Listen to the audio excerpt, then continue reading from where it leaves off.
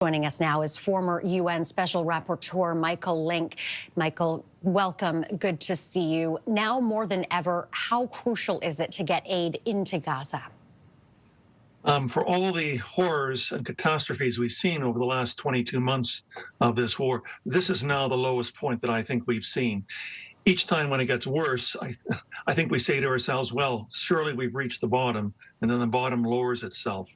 So the amount of starvation, the lack of adequate food, fuel, medical supplies entering into Gaza is at an all-time critical level right now. And it's been made worse by the way in which Israel's been handling this.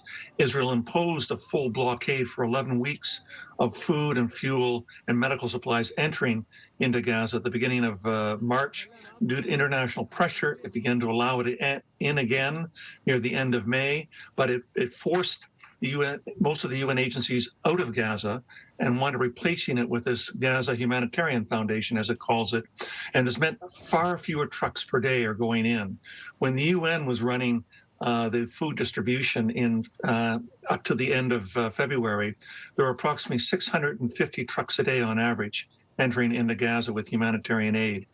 Since Israel allowed humanitarian aid to enter in again near the end of May, only somewhere between 70 to 160 trucks a day are entering, and they are delivering humanitarian food at far fewer depots, only 4 in the Gaza Strip, as opposed to 400 when the UN was running this. So I think that is the location of why we're seeing the starving pictures of starving children and women on our screens today.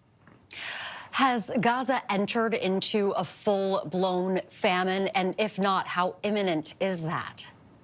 I think what we're seeing right now are flashing red lights.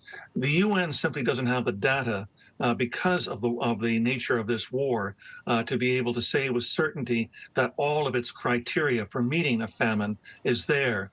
But it's saying in the lack of finding this data, everything that we've seen with respect to deaths by starvation and other forms of infectious diseases related to malnutrition, and the small amount of food that's entering into it, that it winds up coming to a famine.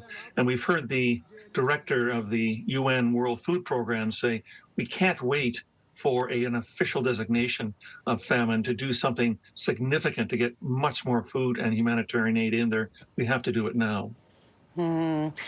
Oh, very desperate situation and images that are just very difficult to look at. Michael, thank you very much for being here. We will have to leave it there. We appreciate your time and insights.